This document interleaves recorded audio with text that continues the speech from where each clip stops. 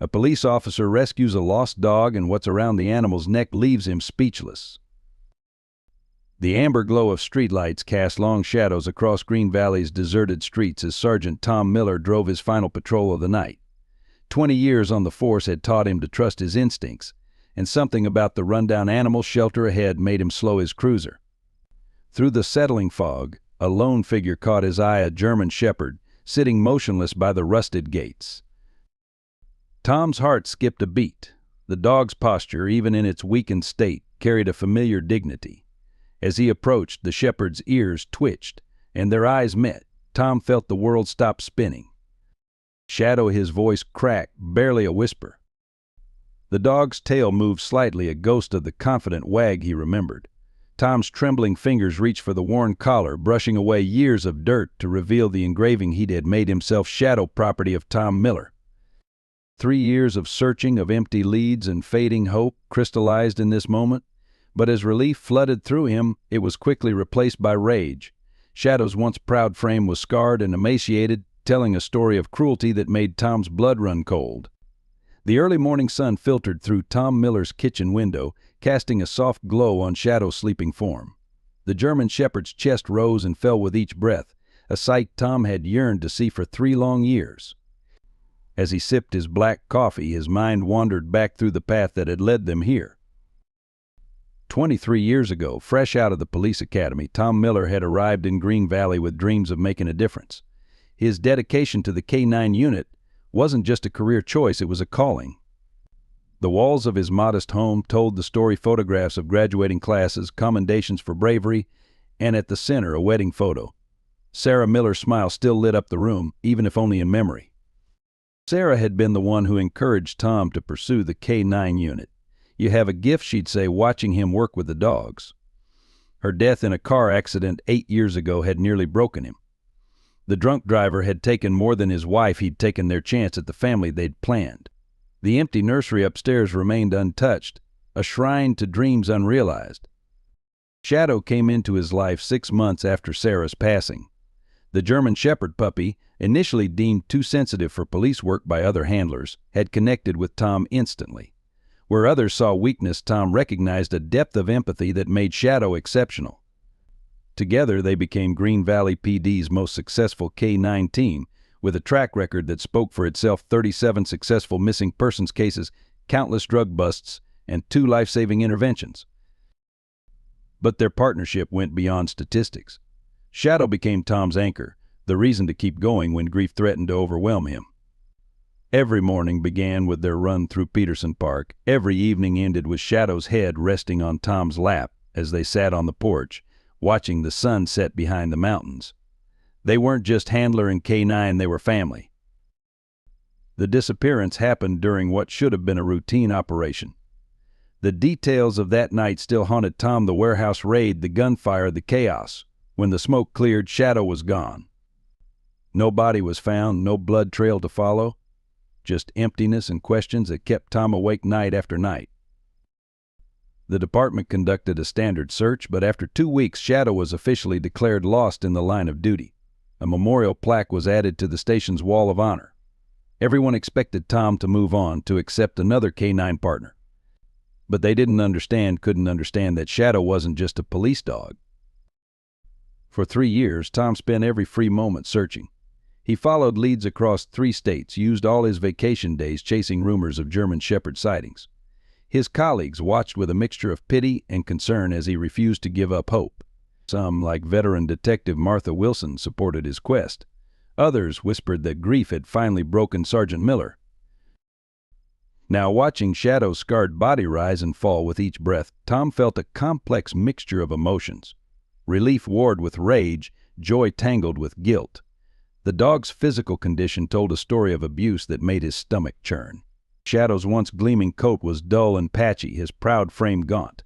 But it was the look in his eyes that hurt the most, a haunted weariness that spoke of betrayed trust. Tom reached for his phone, scrolling to Dr. Emily Chen's number.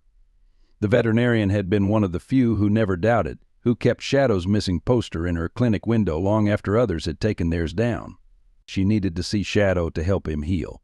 But first, Tom had questions that needed answers. Someone had hurt his partner. and they would be held accountable.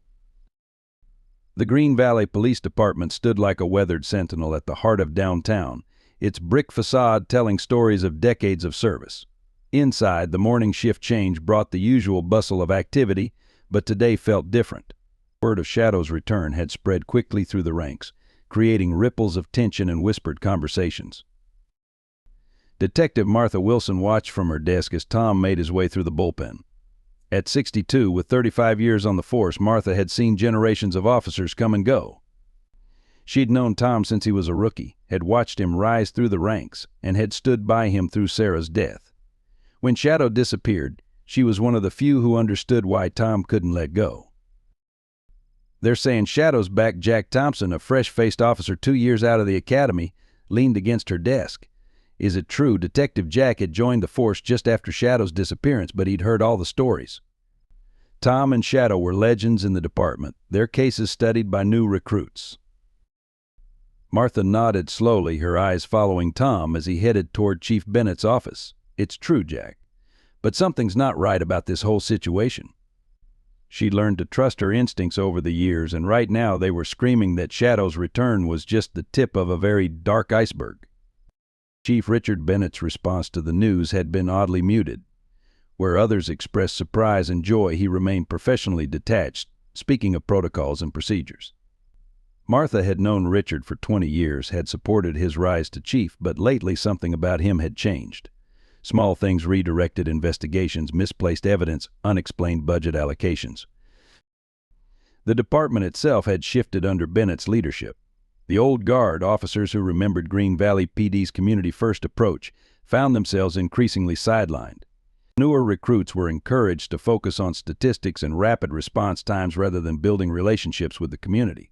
Even the K-9 unit had been scaled back, despite its proven success. "Keep your eyes open, Jack," Martha advised the young officer. "And watch Tom's back. Not everyone's as happy about Shadow's return as they pretend to be." She'd noticed the glances from internal affairs, the whispered conversations that stopped when Tom walked by.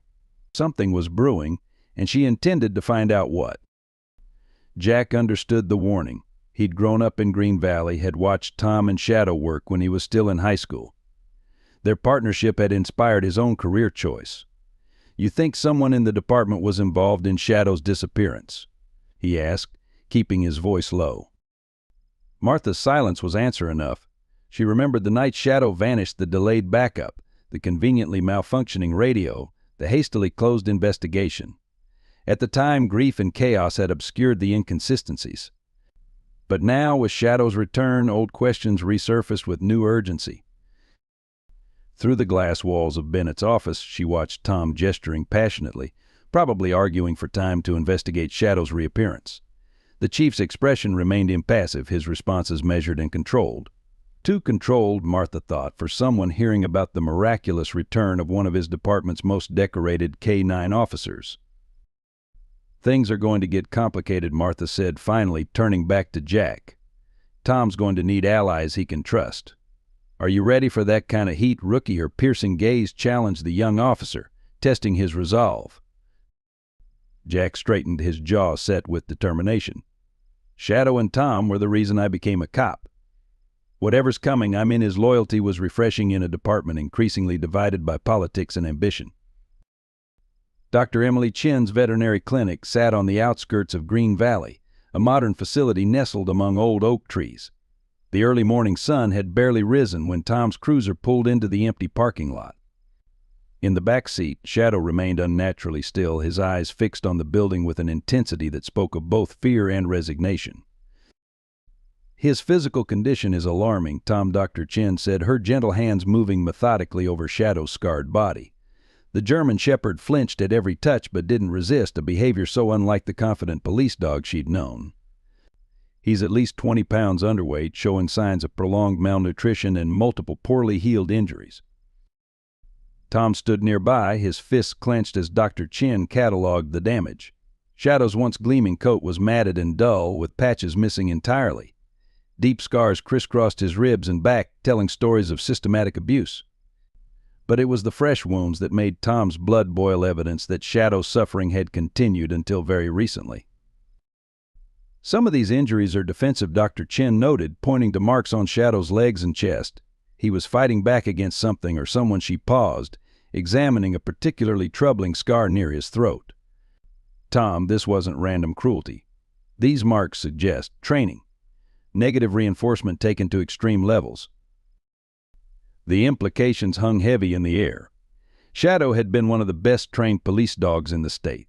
Someone had tried to break that training to reshape him for their own purposes. The thought made Tom physically sick. As Dr. Chen drew blood for testing, Shadow's eyes never left Tom. There was recognition there, but it was tangled with something else, a wariness that hurt more than any physical wound.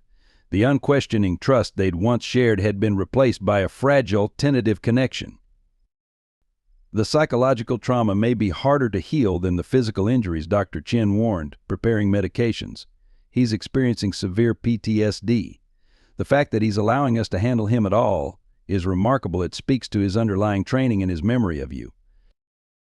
That first night back home had demonstrated the depth of Shadow's trauma. He'd refused to enter the house initially, standing trembling on the porch until exhaustion overcame fear. Even then, he'd chosen to settle in the corner of the living room, back to the wall, watching every movement with military alertness. Food was another challenge. Shadow approached his bowl like each meal might be his last, gulping down kibble so fast he made himself sick. Water had to be offered in small amounts to prevent the same desperate behavior. These weren't just the habits of a stray, they were learned responses to prolonged deprivation. We'll start him on a careful refeeding program, Dr. Chen explained, writing out detailed instructions. Too much too fast could be dangerous. He'll need antibiotics for infection, pain management for his injuries, and supplements to address the malnutrition. She paused, meeting Tom's eyes. But more than anything, he needs time and patience. The Shadow you knew is still in there, but he's buried under layers of trauma. As if understanding her words, Shadow pressed slightly against Tom's leg, the first voluntary contact he'd initiated. The gesture, small as it was, felt like a miracle. Tom knelt beside his partner, careful to move slowly, and Shadow allowed a brief touch to his head. "We'll get through this, buddy," Tom whispered, his voice thick with emotion. "Whatever happened, whatever they did to you, we'll face it together." Dr. Chen watched the interaction with careful optimism. In her 20 years of practice, she'd seen countless cases of animal abuse, but something about Shadow's condition suggested a larger, more organized operation. As she prepared his discharge papers, she made a mental note to document everything meticulously. Something told her these records would become important in the days ahead. The Green Valley Animal Shelter looked even more dilapidated in daylight. Tom sat in his unmarked car, watching employees arrive for their morning shift. He'd spent the past week combing through the shelter's public records, and what he'd found raised more questions than answers. The facility's funding had tripled in the past 3 years, yet conditions remained deplorable. Someone was cooking the books. "I've got the employee records you requested," Jack Thompson's voice crackled through Tom's phone. The young officer had proven invaluable, willing to dig through files after hours without drawing attention. Deborah Waters, shelter director for 5 years. But here's the weird part, she only started getting a salary 2 years ago. Before that, she was listed as a volunteer. Tom watched as Deborah herself arrived, a thin woman in her 50s who carried herself like someone bearing a heavy burden. "What about the facility's inspection records?" "That's another red flag," Jack replied. "They've passed every inspection with flying colors, but the inspector's name changes every time. I ran the names, 3 of them don't exist." The shelter's front door opened and a worker emerged dragging garbage bags toward the dumpster. Tom's trained eye noticed how the man scanned the street before making his way back inside. Not the casual awareness of a normal employee, this was surveillance behavior. "I'm going in," Tom decided. "Keep digging into those inspection records." Something's not adding up. He stepped out of his car, adjusting his jacket to hide his holster. As he approached the entrance, he could hear dogs barking from somewhere in the back of the building. The reception area smelled of bleach and something else, a chemical odor Tom couldn't quite place. Deborah looked up from her desk, her face paling slightly when she recognized him. "Sergeant Miller, I wasn't expecting you back." Just following up on some questions about Shadow, Tom kept his tone casual, but his eyes missed nothing. The security cameras were new, high-end equipment that seemed out of place in the rundown facility. "I'd like to see your intake records for the past 3 years." "I'm afraid those records are confidential." Deborah's hands fidgeted with papers on her desk. "We protect our donors' privacy." "A police dog goes missing and ends up in your facility 3 years later, Ms. Waters. That makes this a criminal investigation." Tom leaned forward slightly. "Those records aren't optional." Before Deborah could respond, a door behind her opened. A man Tom hadn't seen before stepped out, tall, well-dressed, completely out of place in a shelter environment. "Is there a problem here?" His voice was smooth, practiced. "No problem, Mr. Reynolds," Deborah answered quickly. Too quickly. Sergeant Miller was just leaving. Tom held his ground. "Actually, I'm not. And you are the man's name wasn't on any of the shelter's official documents." "James Reynolds, financial advisor to the shelter's board." The man's smile didn't reach his eyes. "If you have questions, you can direct them through proper channels. Our lawyer will be happy to." "A shelter running on donations doesn't need a financial advisor," Tom interrupted.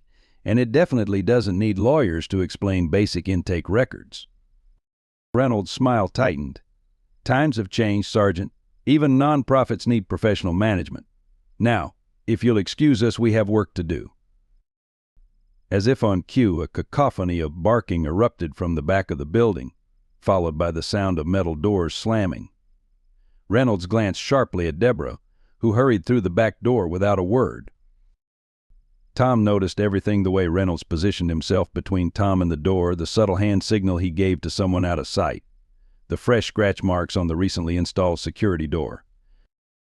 "We'll be in touch," Tom said, finally turning to leave. Outside, he immediately called Jack. "I need everything you can find on a James Reynolds connected to animal shelters or financial advisory, and get me satellite images of this building from the past 3 years. They've added something in the back, something they don't want anyone to see." As Tom drove away, he caught sight of Reynolds in his rearview mirror, speaking urgently into a phone. The man's professional demeanor had cracked, replaced by something harder, colder. Tom had seen that look before on criminals who realized their operation had been compromised. Shadow's reappearance wasn't random.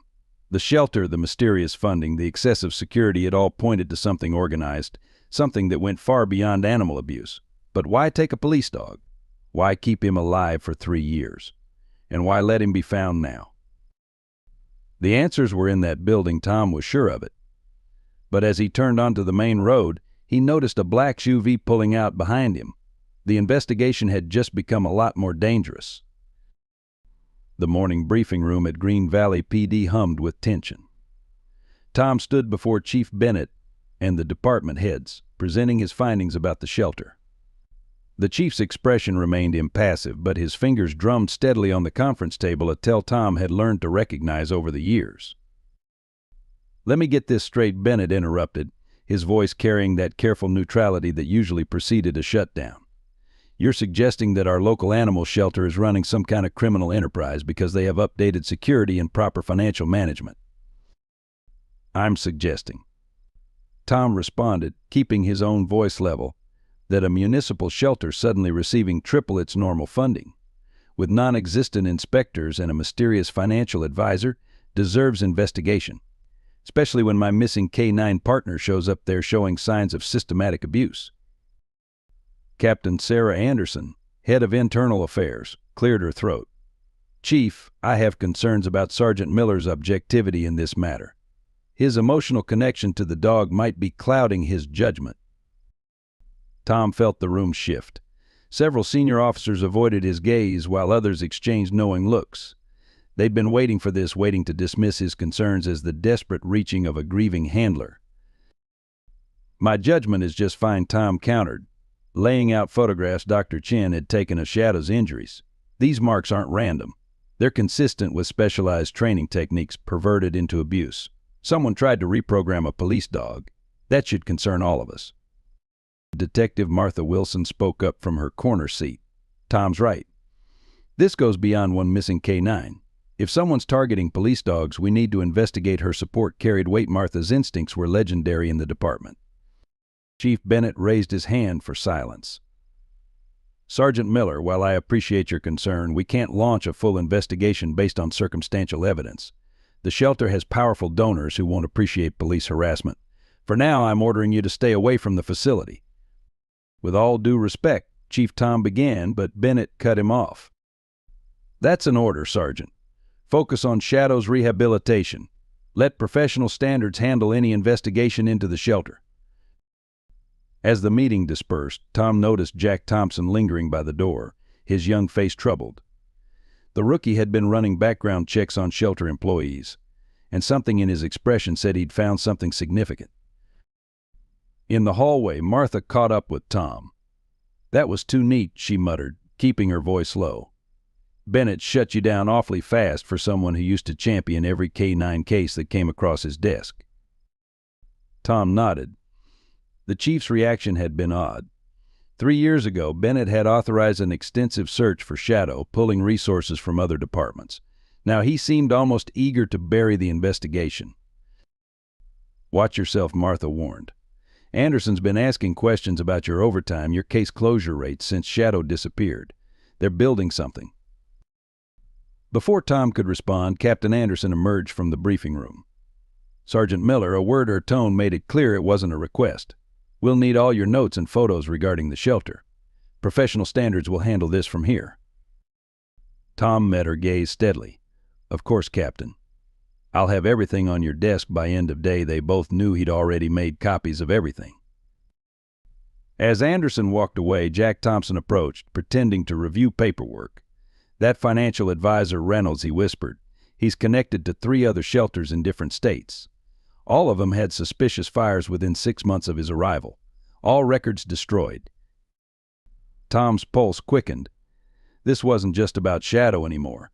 Something bigger was happening, something that reached beyond Green Valley. But why was the department so eager to look the other way? Later that afternoon, Tom sat in his car outside the station reviewing everything that had happened. Bennett's dismissal, Anderson's interference, the suspicious timing of professional standards involvement, none of it felt right. His phone buzzed with a text from Martha. "Watch your back. Something's coming." As if on cue, he noticed 2 internal affairs officers entering the building. The same officers who'd been assigned to investigate corruption allegations last year, allegations that had mysteriously disappeared.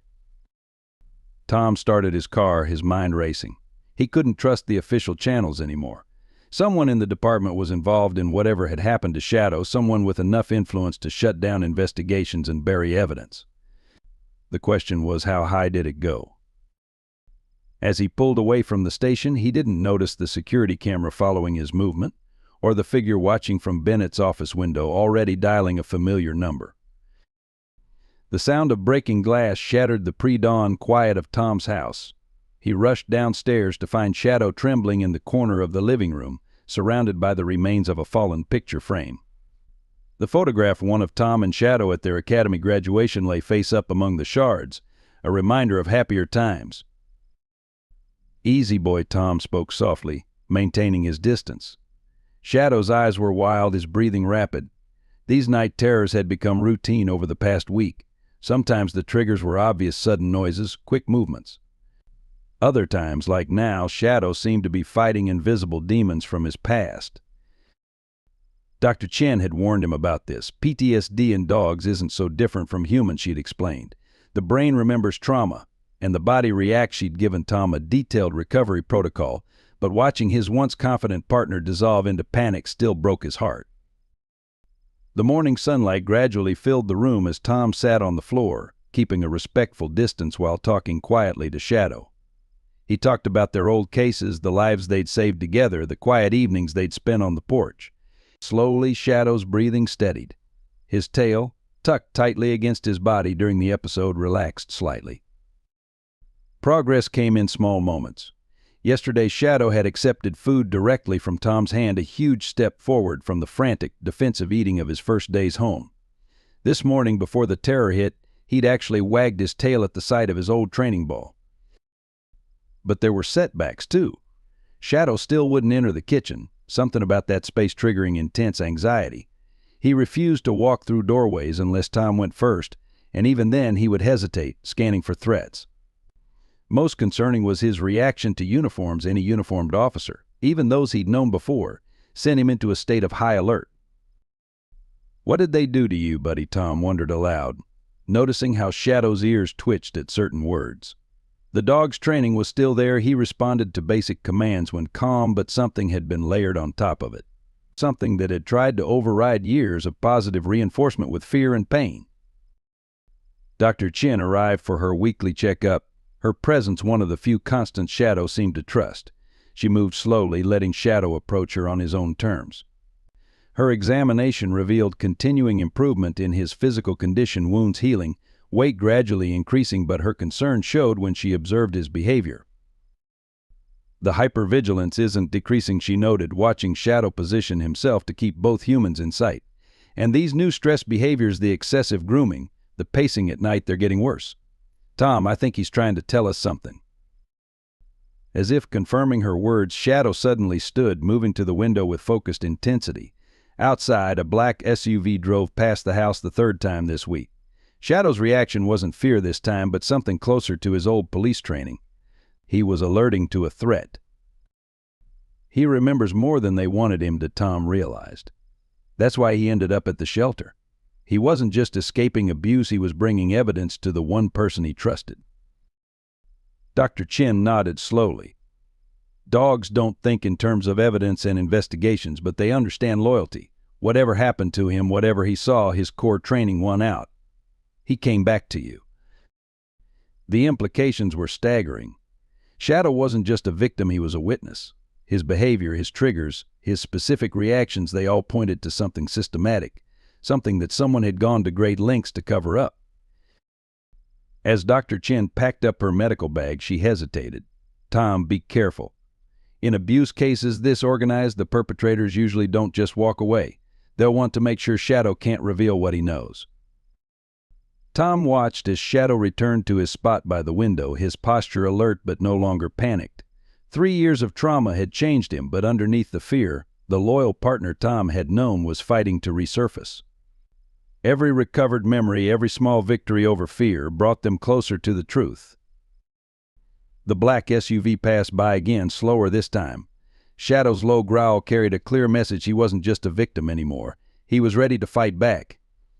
Dawn painted the sky in soft pastels as Tom sat on his back porch, sipping coffee and watching Shadow explore the backyard.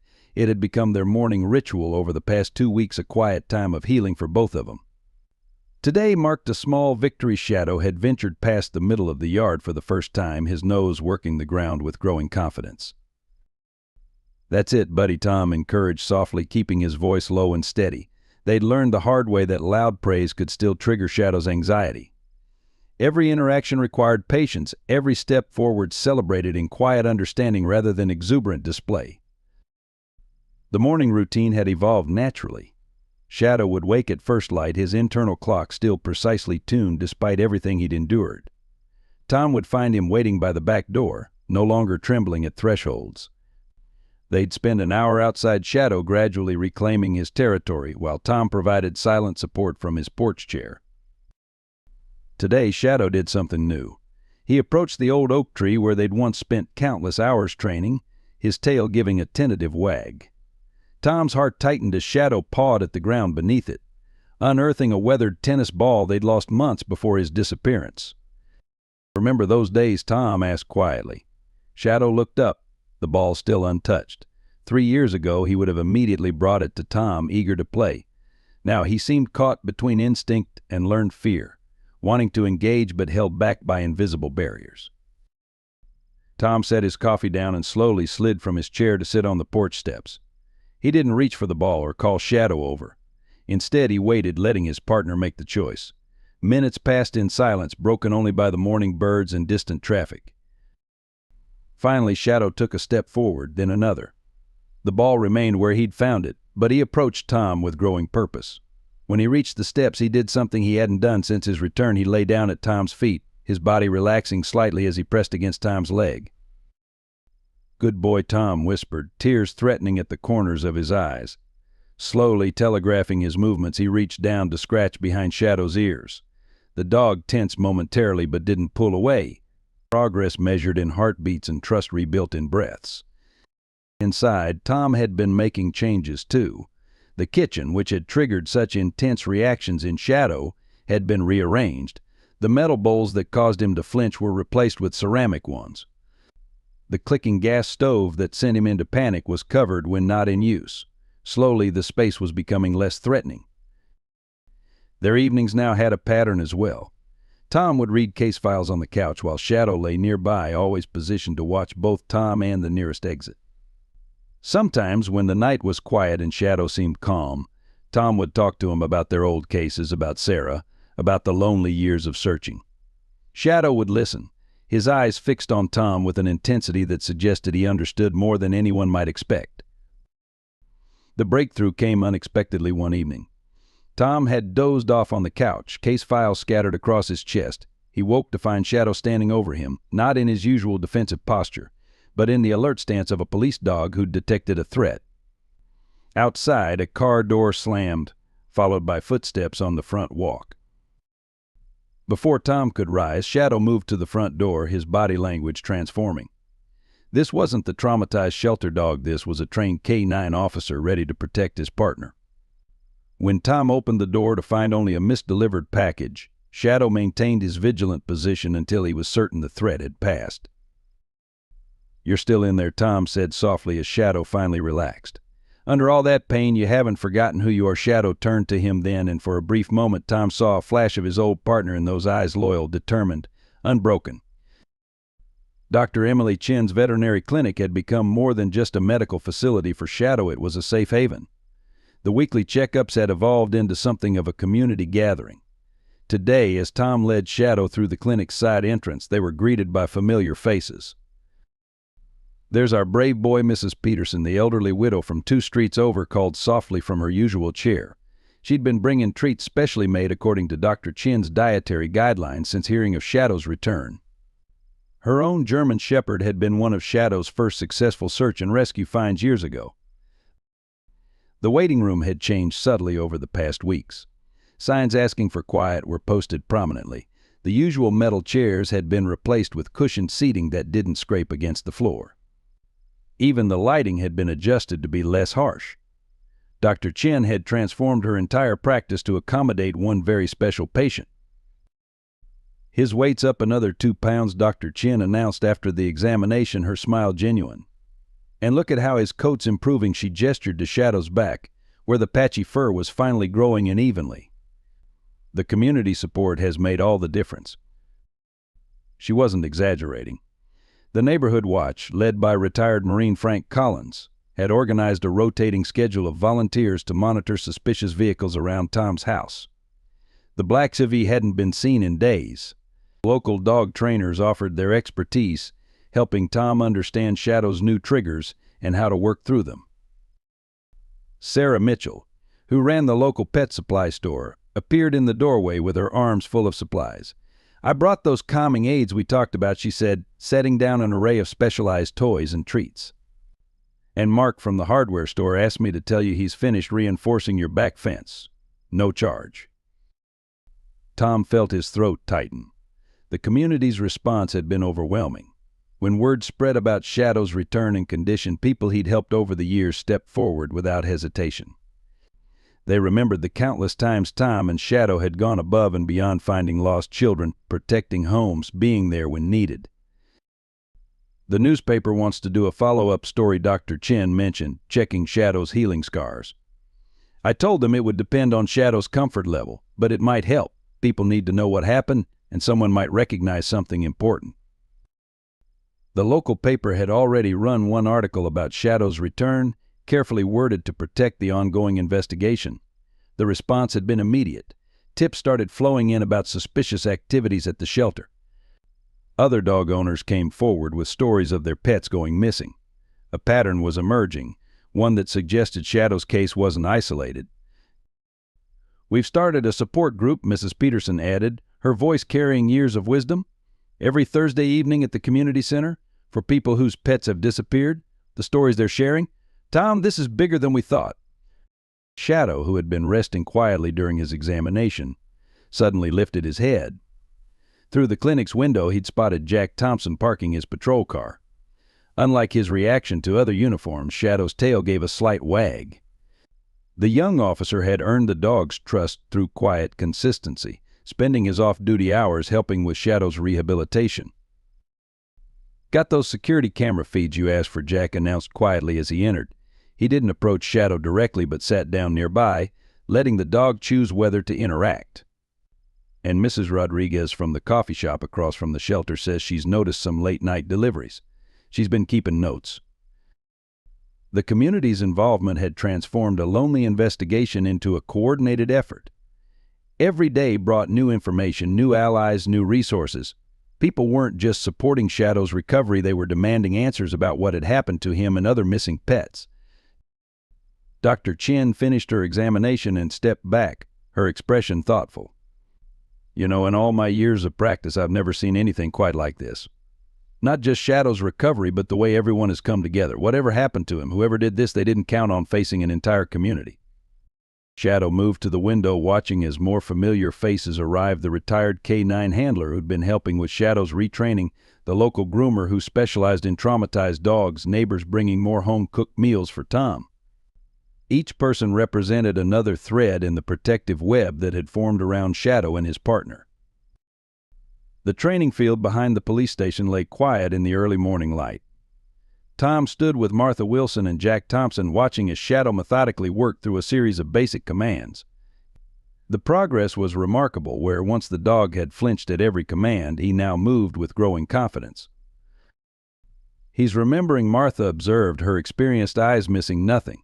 "Look at his form. That's not just training, that's muscle memory coming back." She'd been instrumental in helping Tom modify Shadow's retraining, adapting standard K9 protocols to account for his trauma. Shadow completed a perfect stay command, his eyes locked on Tom with increasing focus. They weren't using the typical K9 training tools, no clickers, no special collars, nothing that might trigger memories of his captivity. Instead, they'd developed a new system based on quiet voice commands and hand signals. "His tracking skills are actually sharper than before," Jack noted, reviewing the morning's exercise results. They'd been conducting simple searches, letting Shadow rebuild his abilities at his own pace. "It's like he's developed new techniques. Watch how he uses the wind differently now." Tom nodded, pride mixing with sadness. Whatever Shadow had endured during those lost years had changed his methods, but not his essential nature. The dog's determination to serve, to protect, had survived everything his captors had done to break him. During their latest training session, Shadow had demonstrated an unexpected new skill. When presented with a series of evidence bags, he'd shown particular interest in ones containing chemical traces. Dr. Chin's blood work had already revealed unusual compounds in his system. Now they wondered if he'd been forced to recognize specific substances during his captivity. "We could use this," Martha suggested carefully, "not just for his recovery, but for the investigation. If he's alerting to particular chemicals, it might tell us what they were using him for." Her detective's mind was already connecting dots, seeing patterns in Shadow's behaviors. The breakthrough came during a routine evidence handling exercise. Shadow suddenly froze, his attention fixed on a particular storage locker. Inside, they found seized materials from recent drug busts, but Shadow wasn't alerting to the drugs. Instead, he led them to a box of seemingly innocent cleaning supplies from the shelter raid. "He's trying to tell us something," Tom realized, watching Shadow's intense focus. The dog's behavior wasn't fearful now, it was purposeful, like he was finally able to share vital information. They sent the cleaning supplies to the lab, suspecting they weren't just ordinary chemicals. Their partnership was evolving too. Tom had always trusted Shadow's instincts, but now he found himself reading subtler signals. A slight ear twitch, a change in breathing pattern, each gesture carried meaning. Shadow, in turn, seemed to anticipate Tom's needs, staying closer when his partner was stressed, alert when Tom was reviewing case files. "You're both stronger for what happened," Jack observed one morning, after Shadow successfully completed his first full tracking exercise. "Not despite it, but because of it. You've had to relearn everything together, build something new." The young officer was right. Their old partnership had been built on training and trust. This new one was forged through shared trauma and recovery, deeper and more nuanced. Shadow wasn't just following commands now, he was actively participating in their investigation, finding ways to communicate what he knew. As they packed up the training gear, Shadow did something unexpected. He retrieved his training vest, the one he hadn't touched since his return, and placed it at Tom's feet. His eyes held a question, a readiness to return to duty, but on his own terms. "You sure about this, buddy?" Tom asked softly. Shadow's response was to nose the vest closer, his tail held high with renewed confidence. They both knew things would never be exactly as they were before, but perhaps they could be something better, stronger, wiser, more attuned to each other. Martha watched the interaction with knowing eyes. "He's not just recovering, Tom, he's evolving. Whatever they did to him, whoever they are, they created their own worst nightmare. They tried to break him, but instead they made him smarter, more determined." Shadow stood tall beside his partner, no longer the traumatized shelter dog, not quite the same K-9 officer he'd been before, but something new, a survivor ready to seek justice. The old collar lay on Tom's kitchen table, its worn leather telling stories of years of service. He'd kept it after Shadow's return, unable to discard this last connection to their past together. Tonight, something about it caught his attention, a slight bulge in the leather that hadn't been there before. "Hold on," Tom muttered, running his fingers along the inside of the collar. Shadow, who had been dozing nearby, lifted his head with sudden interest. There, hidden in a carefully crafted slit in the leather lining, was a tiny USB drive. Tom's hands shook as he extracted the device. It was professionally weatherproofed, clearly meant to survive long-term exposure. This wasn't something Shadow had picked up by accident. Someone had deliberately hidden it in his collar. "Jack," Tom spoke into his phone, keeping his voice low. "I need you here. Bring Martha. And don't tell anyone else." He glanced at Shadow, who had moved to the window, scanning the street with renewed vigilance. Within 20 minutes, Martha and Jack were at his kitchen table, staring at the USB drive. "This is high-end equipment," Martha noted, examining the device. "Military-grade waterproofing. Someone wanted this data to survive." Jack connected the drive to his laptop, using a secure system disconnected from the department network. As files began loading, the room fell silent. Shadow moved closer to Tom, pressing against his leg as if offering support for what they were about to discover. "These are financial records," Jack said, scrolling through documents. "Wire transfers, shell companies, property purchases." Wait, he stopped at a folder labeled K-9 program. Inside were hundreds of photographs and videos, each meticulously dated and labeled. The images told a horrifying story. Multiple police dogs from different departments, all lost in the line of duty, all ending up at seemingly unconnected shelters across the state. Training logs detailed how each dog was reconditioned, their police training corrupted for other purposes. They weren't just taking random dogs, Martha realized, her face pale. They were specifically targeting K-9 units. "Look at these dates. It goes back 5 years." She pointed to a spreadsheet listing handler names, departments, and dates of disappearance. Tom felt his blood run cold as he recognized names, handlers he'd trained with, dogs he'd worked alongside. All those unexplained disappearances, all written off as tragic accidents or strays running away during chaotic operations. "There's more," Jack said quietly, opening another folder. "Email correspondence. Names we know, Tom.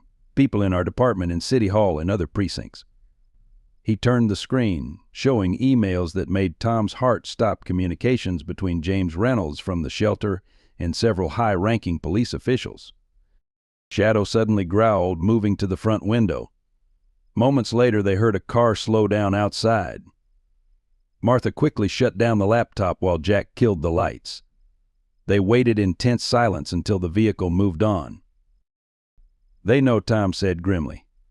"Someone tipped them off that Shadow was wearing his old collar." He looked at his partner, understanding dawning. "That's why you ended up at that shelter, isn't it, boy? You weren't escaping, you were delivering evidence." Shadow's eyes met his, filled with an intelligence that went beyond training. Somewhere during his captivity, he'd become more than a victim, he'd become a witness, gathering evidence in the only way he could. "We need to move fast," Martha decided, copying the files to a secure drive. "Once they realize we have this, they'll try to shut us down. And Tom," she hesitated, "some of these names, they're people you trust, people with power." Tom nodded, his jaw set. The USB drive hadn't just revealed a criminal operation, it had exposed a betrayal that went to the heart of the department. Shadow had risked everything to bring this evidence home, and now it was their turn to act. The arrival of Special Agent Michael Brooks from Internal Affairs sent ripples through the Green Valley Police Department. He moved through the station with calculated precision, his presence casting a shadow of unease over the normally bustling bullpen. Tom watched from his desk as Brooks set up in the conference room, methodically arranging files and connecting his laptop. Sergeant Miller Brooks called out, his voice carrying across the suddenly quiet office. A word, please. It wasn't a request. Shadow, who had been cleared to return to limited duty, rose from his spot beside Tom's desk, hackles slightly raised. Inside the conference room, Brooks sat with perfect posture, his suit immaculate, his expression unreadable. "I understand you've been investigating the Green Valley Animal Shelter," he began, sliding a folder across the table. "Care to explain why you've continued after being explicitly ordered to stop?" "With respect, Agent Brooks," Tom replied carefully, "when a police K-9 shows up after 3 years showing signs of systematic abuse, it warrants investigation." He noticed Brooks, studying Shadow, who had positioned himself between them, alert but controlled. "Your dog's return is certainly interesting," Brooks acknowledged, his tone neutral. "But I'm more interested in these." He opened his laptop, displaying surveillance photos. Tom meeting with Martha and Jack. Late-night visits to Dr. Chen's clinic, community meetings at the center. "You've been watching me," Tom stated flatly. Shadow's low growl reflected his own rising anger. "We've been watching everyone, Sergeant. When allegations of department corruption surface, no one is above scrutiny." Brooks leaned forward, "including decorated K-9 handlers with personal vendettas." The implication was clear. They were trying to discredit him, to paint his investigation as the obsession of a grieving handler. But Brooks' next words surprised him. "The shelter's financial records are particularly fascinating," the agent continued. "Wire transfers through shell companies, connections to other facilities across state lines. Almost like someone wanted us to find them." His eyes flickered to Shadow meaningfully. Tom felt a surge of hope. Brooks wasn't here to shut them down. He was here because someone higher up had seen the USB drive's contents. But before he could respond, Chief Bennett burst into the room. "This is my department," Brooks Bennett declared, his face flushed. "Any investigation goes through me first." Brooks smiled thinly. "Actually, Chief, given the nature of the allegations, you'll be stepping back from all K-9-related matters effective immediately." He handed Bennett an official letter. "Orders from the State Attorney General's office." The chief's face went from red to pale. "This is ridiculous. Miller's chasing conspiracies because he can't accept that his dog ran away 3 years ago. Now he's dragging good people's names through the mud." Shadow's reaction was immediate. He moved forward, placing himself directly between Bennett and Tom, his posture shifting from alert to protective. The chief took an involuntary step back, and something in his expression changed, not fear, but recognition. "Interesting," Brooks murmured, watching the interaction. "Your dog seems to have strong reactions to certain people, Sergeant. Almost like he remembers them." The tension in the room was broken by Martha's arrival. "Agent Brooks," she said, ignoring Bennett completely, "those financial records you requested." She placed a thick file on the table, her eyes meeting Tom's briefly. "They'd made copies of everything." As Bennett stormed out, Brooks turned back to Tom. "You understand this goes deeper than one missing dog. We're talking about organized crime with law enforcement connections. People will try to stop this investigation, and they won't play nice." Tom looked down at Shadow, who sat alert and ready beside him. "We've already survived their worst," he replied. "We're not backing down now." Brooks nodded slowly. "Good, because we're going to need both of you. A K-9's testimony might not hold up in court, but his memory," he gestured to Shadow's alert response to Bennett, "that could lead us exactly where we need to go." The first warning came in the form of a brick through Tom's living room window at 3 a.m. Shadow's bark jolted Tom awake moments before the glass shattered, giving him time to duck behind the couch. As Tom called it in, Shadow stood guard by the broken window, his posture rigid, scanning the darkness outside. "They're escalating," Martha said the next morning, examining the brick. "A note had been attached. Back off or the dog won't be the only one who disappears." The threat was clear, but it wasn't just the message that disturbed them, it was the paper itself, department letterhead that wasn't available to the public. Officers who had once been friendly now avoided Tom in the hallways. His case clearance rate mysteriously dropped as evidence went missing or witnesses suddenly became uncooperative. Even his parking spot, held for 15 years, was reassigned to a rookie. Small things, petty things, but the message was clear he was no longer one of them. Dr. Chen called one evening, her voice shaking. Someone broke into the clinic, she reported. They took Shadow's medical records, all the documentation of his injuries. The only files they touched the break-in had been professional, no fingerprints, security cameras disabled. Another warning. Shadow sensed the increasing isolation. He stayed closer to Tom, his protective instincts in overdrive. When they walked through the station, he positioned himself between Tom and others, especially near certain offices. He refused to eat unless Tom checked his food first, a behavior that spoke of learned caution. Jack Thompson paid a heavy price for his loyalty. The young officer was transferred to overnight desk duty. His promising career suddenly stalled. "They can't scare me off," he insisted, but Tom saw the cost in his tired eyes. Someone has to stand up for what's right. Martha faced her own battles. Anonymous complaints appeared in her file. Cases she'd closed years ago were mysteriously reopened for review. Her retirement, just months away, was suddenly under audit. But like Jack, she stood firm. "I've got nothing left to lose," she told Tom, "and everything to fight for." The community felt the pressure, too. Mrs. Peterson reported suspicious cars following her home from the support group meetings. The local paper's editor killed the follow-up story about Shadow after receiving concerns from advertisers. Even Frank Collins' Neighborhood Watch reported intimidation attempts. One night, Tom sat on his back porch, the weight of it all settling on his shoulders. Shadow lay at his feet, alert as always, both of them watching shadows move across the yard. The comfortable life they'd known was gone, replaced by constant vigilance and growing isolation. Was it worth it? Boy, Tom wondered aloud. Shadow lifted his head, meeting Tom's eyes with unwavering trust. In that moment, Tom saw beyond the scars and trauma to the core of who Shadow was: a protector, a partner, a symbol of unwavering loyalty. Of course it was worth it. Some things were worth any cost. His phone buzzed with a text from Brooks' meeting tomorrow. New evidence. Watch your back. Another night of careful planning ahead, another day of looking over their shoulders. This was their life now, gathering evidence while dodging threats, building a case while their world grew smaller. But they weren't alone. Dr. Chen had moved Shadow's remaining records to a secure location. Jack spent his desk duty nights digging through old case files looking for patterns. Martha used her upcoming retirement as cover to contact trusted officers in other departments. A network of allies was forming, working in the shadows to expose the truth. Shadow stood suddenly, moving to the door with purpose. Moments later, Tom's phone rang. Brooks again. "They're moving something big tonight. Get to the shelter." Tom grabbed his keys, checking his weapon. Whatever came next, whatever it cost them, they were in this fight together. The internal affairs investigation exploded like a powder keg on a quiet Tuesday morning. Tom arrived at the station to find his desk being searched, internal affairs officers methodically going through every drawer and file. Shadow at his side went rigid at the sight of Chief Bennett supervising the operation. Sergeant Miller, Captain Anderson, stepped forward, her face a mask of professional detachment. "We need your badge and weapon. You're being placed on administrative leave pending an investigation into evidence tampering and misconduct."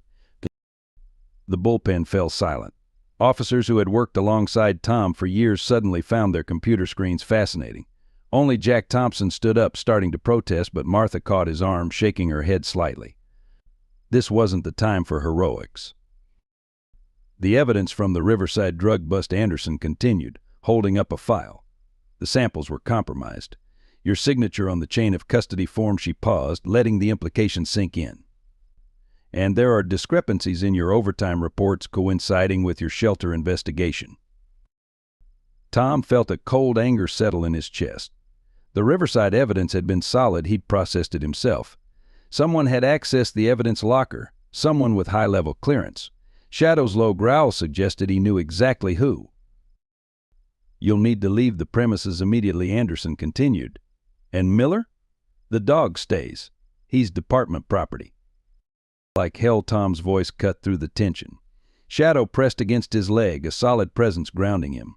Shadow's not just department property. He's evidence in an ongoing internal affairs investigation. Agent Brooks has already filed the paperwork.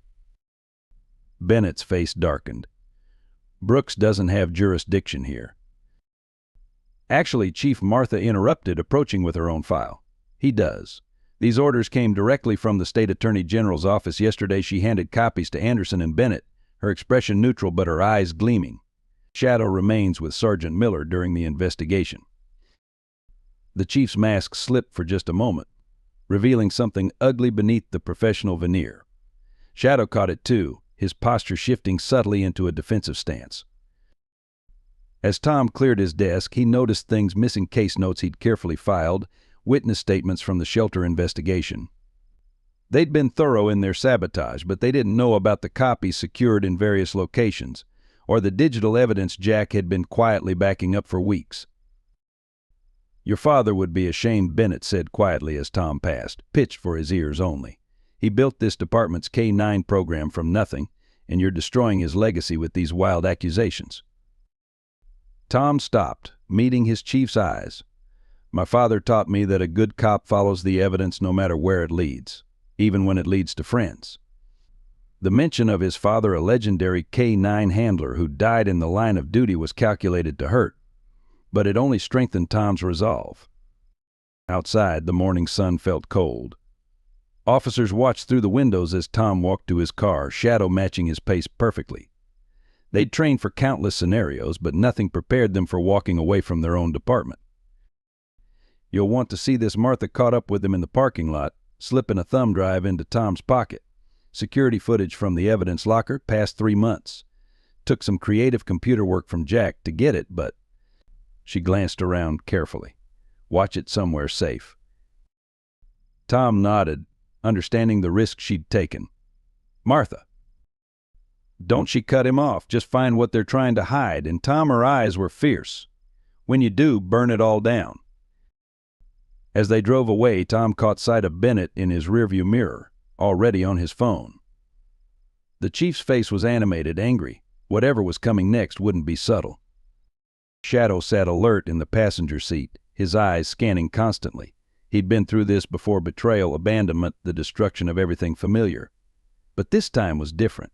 This time they faced it together. Tom's phone buzzed with a text from Brooks: "Keep moving. Don't go home. They're waiting there. I'll contact you." The game had changed. They weren't just investigating anymore, they were being hunted. Dr. Chen's clinic provided temporary sanctuary. The veterinarian had converted her basement into a makeshift command center, complete with surveillance monitors covering every approach.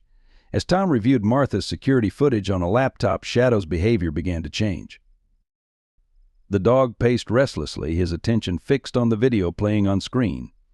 When specific officers appeared in the footage, entering the evidence locker at odd hours, carrying unmarked packages, Shadow's reactions were unmistakable. A lowered head, a slight growl, ears pinned back. He wasn't just watching, he was recognizing. "He's identifying them," Dr. Chen observed, taking careful notes. "Look at his response to different individuals. It's consistent every time certain officers appear." Her medical training helped document Shadow's reactions with clinical precision, building a behavioral profile that could prove invaluable. The breakthrough came when footage showed Chief Bennett entering the locker at 2 a.m. 3 nights before Shadow's disappearance. Shadow's reaction was immediate and severe, backing away from the screen, trembling but maintaining eye contact. It wasn't just fear, it was recognition coupled with a trained response. They didn't just take him, Tom realized, reaching to comfort his partner. They used him to verify their shipments. His training, his ability to detect drugs, they corrupted everything we taught him. Shadow pressed against Tom's leg, seeking reassurance but not breaking his focus on the screen. As they continued watching, patterns emerged. Shadow's reactions helped identify key players, officers who appeared repeatedly during suspicious hours. But it was his response to locations that proved most revealing. When the footage showed certain storage areas, Shadow became intensely alert, the same way he'd react during drug searches. Dr. Chen brought out Shadow's medical records, the copies she'd secured before the break-in. Look at these blood tests. She pointed to elevated levels of various compounds. He wasn't just exposed to drugs, he was systematically desensitized to them. They were training him to ignore specific substances while alerting to others. Shadow led them to the clinic's storage room, where he'd first shown unusual interest weeks ago. Behind medical supplies, they found a false wall. Inside was a carefully hidden package evidence Shadow had somehow managed to secret away during his escape. The wrapping bore the same markings they'd seen in the evidence locker footage. He didn't just escape, Tom said softly, pride mixing with pain.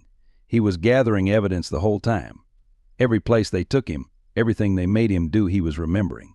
Shadow sat at attention, his posture reflecting not the trauma victim they'd been treating, but the trained investigator he'd never stopped being. Brooks arrived as they were documenting their findings. "This is bigger than we thought," he said, examining the package. "Your dog wasn't just a victim, he was an unwitting undercover operative. Everything they taught him to do, he turned back on them." Shadow's behavior had been telling them this story for weeks. His precise checking of doorways, his alertness to certain vehicles, his reactions to specific uniforms, it wasn't just trauma response. He'd been trying to communicate what he'd learned during his captivity. That's why they kept him alive, Tom understood now. His training made him valuable, but they never broke his loyalty. Everything they taught him, he used to gather evidence against them. The realization brought both pride and fear. Pride in Shadow's unwavering spirit, fear for what it meant about the depth of the conspiracy. As evening approached, Shadow suddenly became agitated. He moved to the clinic's back door, assuming his alert posture. Moments later, they heard vehicles approaching. Through the security cameras, they watched unmarked police cars surrounding the building. "They know," Brooks said grimly. "Someone tipped them off. We need to move now," but Shadow wasn't showing fear. Instead, he exhibited the focused intensity of a K-9 officer preparing for a bust. He wasn't running this time. Tom checked his weapon, grateful he'd refused to surrender it. Dr. Chen quickly began transferring files to secure servers. Shadow stood ready, his transformation complete from trauma survivor to active partner. Whatever came through that door would face not a broken victim, but a fully restored K-9 officer protecting his handler. The local news broke the story the next morning. Decorated K-9 officer under investigation for corruption. The article painted Tom as a grieving handler who had fabricated conspiracy theories, using Shadow's miraculous return to attack the department. Chief Bennett's quotes were carefully crafted, expressing deep concern for Tom's mental state while emphasizing the department's commitment to transparency. Green Valley's tight-knit community fractured almost overnight. The coffee shop where Tom had been welcomed for 20 years suddenly had no tables available. Parents pulled their children aside when he and Shadow walked past. Former friends crossed the street to avoid conversation. "They're saying you planted evidence," Mrs. Peterson reported during a secret meeting in her basement. The support group had dwindled from 30 members to just 5, but those who remained were resolute. The shelter's director gave an interview claiming Shadow was never abused, that his injuries came from living as a stray. Jack Thompson arrived with more news. They're running a smear campaign through internal channels, too. Officers are being told that associating with you could damage their careers. They're even questioning old cases you and Shadow handled. The local paper, once eager to cover Shadow's return, now ran daily pieces questioning Tom's credibility. Photos appeared showing Shadow's current healthy condition, contrasted with claims about his alleged abuse. The shelter's new PR team gave tours showcasing their modern facilities, making Tom's accusation seem increasingly far-fetched. "It's working," Martha admitted grimly. "People want to believe in their institutions. It's easier to accept that one officer lost his way than to face the possibility of widespread corruption." She'd been forced to retire early, her pension intact only because she had too much dirt on department leadership. But not everyone abandoned them. Dr. Chen kept her clinic open despite threatening letters from the health department. Frank Collins and his fellow veterans still patrolled Tom's street, deterring further vandalism. The owner of the local diner quietly delivered meals, refusing payment. Shadow's reaction to the community's division revealed another layer of his intelligence. He became protective of their remaining allies, positioning himself between them and hostile onlookers. At the same time, his behavior around former friends who'd turned against them showed not anger, but a kind of sad understanding. The turning point came during a town council meeting. Tom hadn't planned to attend, but Shadow had insisted, practically dragging him there. As Bennett addressed the crowd, painting a picture of a department dedicated to community service, Shadow suddenly stood at attention. Through the back door came James Reynolds, the shelter's financial advisor, carrying a briefcase. Shadow's reaction was immediate and purposeful. He led Tom through the crowd, tracking Reynolds' movement with the focused intensity of a drug search. Reynolds saw them and turned pale, dropping the briefcase. Papers spilled out documents showing massive payments to council members, coded records of shipment dates. In the chaos that followed, Reynolds fled, but the damage was done. The community had witnessed Shadow in action, not as a traumatized victim, but as a trained K-9 officer pursuing evidence. That's what he's been trying to tell us, Tom realized. It's not just about what happened to him. He's showing us it's still happening, right in front of everyone. The incident cracked the carefully constructed narrative. People began questioning the official story. Why would a mentally unstable officer have a dog that still performed perfectly? How could a stray show such precise investigative behavior? By nightfall, social media was buzzing with video clips from the council meeting. Local business owners began speaking out about suspicious deliveries they'd witnessed at the shelter. Former shelter employees, emboldened by the turning tide, shared their own stories. The community's waking up, Brooks observed, watching the growing crowd outside the police station demanding answers. Your dog just showed them something they can't unsee. The question is, what will they do about it? Shadow sat beside Tom, watching the gathering protesters. His posture was no longer that of a hunted victim or even just a K-9 officer. He had become something more, a symbol of truth that couldn't be buried, of loyalty that couldn't be broken. As night fell, car headlights lined the streets around the station, community members holding vigil. They might have lost some allies in this fight, but those who remained were stronger for being tested. The real battle was just beginning, and this time they had witnesses. Martha Wilson had spent 35 years learning the department's secrets. On her last official day before forced retirement, she decided to use that knowledge. She arrived at the station early, before the protesters had gathered, using her still active security clearance one final time. Your father kept records of everything, she told Tom during their prearranged call. There's a safe in the old K-9 training office. Bennett never cleaned it out, probably doesn't even know it exists. Her voice was steady, but Tom detected an undercurrent of tension. I'm going in to get them. Tom tried to protest. Martha, it's too dangerous. They're watching everything.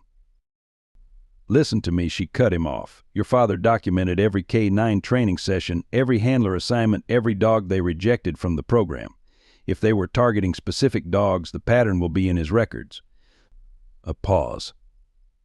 And Tom? He had concerns about Bennett even back then. He wrote it all down. Shadow, listening to the call on speaker, whined softly. He knew Martha's voice, had worked with her countless times. Now he seemed to sense her determination and the danger she faced. I've got Jack monitoring the security feed, she continued. The morning shift won't arrive for another hour. This is our window. Before Tom could argue further, she hung up. Through Jack's updates, they tracked Martha's progress. She made it to the old training office undetected, found the safe behind a loose panel where Tom's father had always hidden his most important documents. The combination Tom's birthday still worked.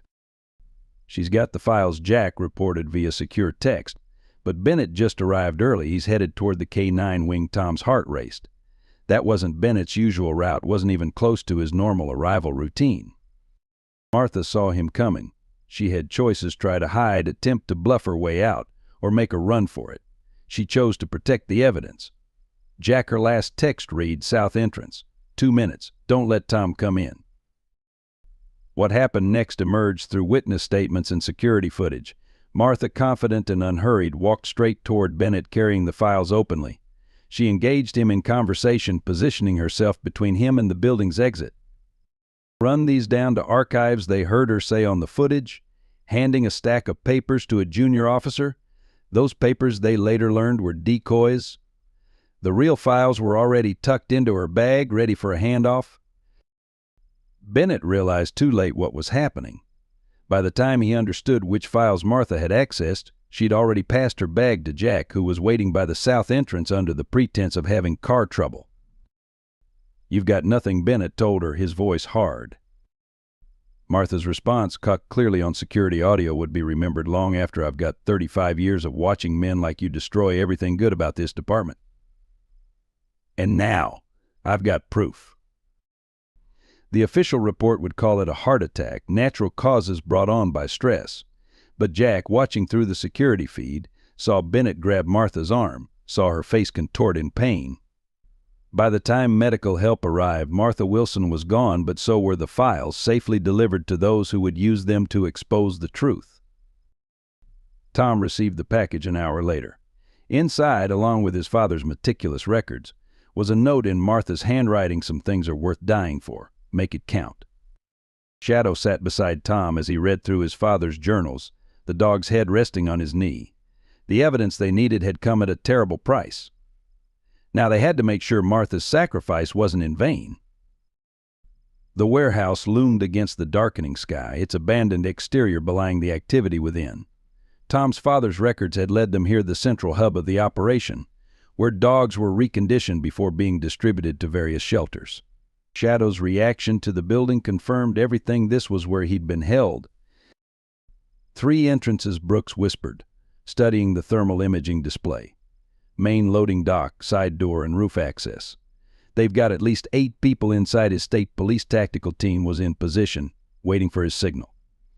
Jack Thompson, now officially working with Internal Affairs, monitored their communications. Shadow's behavior had changed the moment they approached the warehouse. Gone was any trace of trauma or hesitation. He moved with purpose, leading them to a specific corner of the building. Through the thermal imaging, they could see why this section housed kennels currently occupied. Remember Brooks' caution: "We need them caught in the act." Evidence that will stick in court. He looked at Shadow with newfound respect. The dog had already proven invaluable, identifying entry points and potential hazards that weren't on any blueprints. The raid began precisely at midnight. As teams breached the 3 entrances simultaneously, Shadow and Tom moved with Brooks' unit through the main door. The dog's training proved invaluable. He detected and alerted to tripwires that would have triggered alarms. Inside, they found what Martha's sacrifice had helped expose. Multiple kennels housed dogs in various stages of reconditioning. Training logs detailed how police dogs were being reprogrammed, their skills perverted for criminal purposes. Shadow led them unerringly to a specific office, where they found Reynolds attempting to delete computer files. "It's over," Brooks announced, but Reynolds wasn't done. He reached beneath his desk, and Shadow reacted before anyone could shout a warning. The dog launched himself forward, knocking Reynolds away from what proved to be a hidden weapon.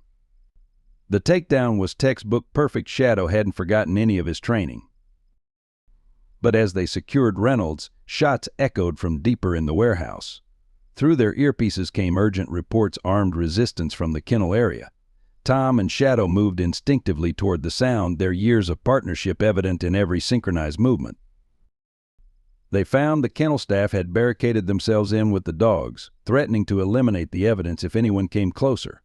Shadow's growl was low and steady. He recognized these people, but now he faced them not as a victim, but as a police dog protecting his handler. What happened next demonstrated why K9 officers were so valuable. While the humans reached a stalemate, Shadow found another way in a ventilation duct he'd clearly used before. His appearance inside the kennel area created enough distraction for the tactical team to breach safely. The evidence they secured was damning. Beyond the dogs themselves, they found detailed records of every K9 they'd stolen, every department they'd infiltrated. Shadow moved from kennel to kennel, checking each dog, his behavior showing he remembered them. He knew Tom realized, watching Shadow comfort a recently captured Belgian Malinois, he wasn't just escaping when he came back to me. He was leading us here. He knew we'd follow the evidence. As state police secured the scene, Shadow led Tom to one final area, a small room filled with training equipment. The tools they found there explained the scars on Shadow's body, the trauma he'd endured. But they also proved his resilience. Everything they'd tried to make him forget, his training, his loyalty, his purpose, had instead become weapons he'd used against them. The aftermath of the warehouse raid left deep scars, both visible and hidden. Tom sat in Dr. Chen's clinic, watching as she treated Shadow's new injuries. During the confrontation, Shadow had taken a hit protecting a fellow officer, reopening old wounds and adding new ones. But the physical injuries weren't what worried them most. "Martha's funeral is tomorrow," Jack said quietly, his young face aged by recent events. The past week had changed him, stripped away his idealism about police work. He'd lost not just a mentor in Martha, but also his faith in the system he'd sworn to uphold. Tom nodded, his hand resting gently on Shadow's head. The department's betrayal cut deep. Officers he'd trained with, shared meals with, trusted with his life, many had been part of the conspiracy. Every revealed name felt like another knife in the back. The K-9 unit he and his father had built was in shambles, its reputation tarnished by corruption. The other dogs, Dr. Chen reported, reviewing files from the rescued K-9, some of them may never recover enough for service. The psychological damage she trailed off, her usual professional detachment cracking. These were dogs she'd known, had treated over the years. Learning how they'd suffered, how their trust had been betrayed, hit her hard. Shadow whined softly, pressing against Tom's leg. Despite his own injuries, he seemed more concerned about his handler's pain. The dog had lost 3 years of his life, endured unimaginable abuse, yet his capacity for empathy remained unbroken. Chief Bennett's wife made a statement Jack mentioned hesitantly. She's claiming Martha confronted him aggressively, that he tried to help when she collapsed. The attempt to rewrite history, to tarnish Martha's final act of courage, sparked fresh anger in Tom. The personal costs mounted daily. Tom's house had been vandalized again, this time with spray-painted accusations of betrayal. His father's reputation was being questioned in the media, old cases dredged up and re-examined. Even Dr. Chen's clinic faced boycotts from officers' families who believed the official denials. "They're saying you manipulated evidence," Jack continued, showing Tom the latest internal memo, that Shadow's behavior was trained, that you used him to create a false narrative. The suggestion that Tom would abuse his partner's trauma for personal gain was perhaps the cruelest cut of all. Shadow rose painfully from his bed, moving to the window. Outside, protesters still gathered, but now some carried signs supporting the department, condemning Tom as a traitor. The community's division mirrored the fractures in Tom's own world. Friends he'd thought would stand by him had chosen sides, and many had chosen wrong. "We knew there would be consequences," Tom said finally, his voice rough. "Martha knew. She made her choice." He looked at Shadow, who met his gaze steadily. "We made ours." Dr. Chen finished bandaging Shadow's new wounds, her movements gentle but her expression determined. "They took years from him," she said quietly. "Tried to break him. But look what he gave us instead: truth, evidence, justice." She straightened up, squaring her shoulders. "Some losses are worth bearing if they serve a greater purpose." Tom thought of Martha's last note: "Some things are worth dying for. Make it count." They'd lost friends, trust, safety, and innocence. Martha had lost her life. But they'd gained something too: a clear purpose, an unshakable conviction, and allies who'd proven their loyalty under fire. Shadow limped back to Tom's side, his posture strong despite his injuries. Together they'd lost much, but they'd found something stronger than corruption: the truth. And no matter the personal cost, they would see it through. The press conference was Chief Bennett's idea, a last attempt to control the narrative. He stood before the cameras, projecting confidence as he addressed the growing scandal. Behind him, a carefully selected group of officers provided a show of unified support. But he didn't notice Shadow and Tom quietly entering through the back of the room. "These allegations are not just false," Bennett was saying. "They're an insult to every officer who serves this community. The suggestion that our department would be involved in trafficking police dogs for criminal purposes is absurd." He paused, letting his words sink in. Sergeant Miller's emotional attachment to his missing K-9 has clearly clouded his judgment. Shadow's reaction was immediate and unmistakable. As Bennett spoke, the dog moved forward purposefully, pushing through the crowd. Tom followed, holding documentation from his father's files. The chief's voice faltered as he noticed them, his practiced smile slipping for just a moment. Perhaps Chief Bennett would like to explain these. Tom's voice carried clearly across the room. He held up records, training logs, transfer orders, financial documents.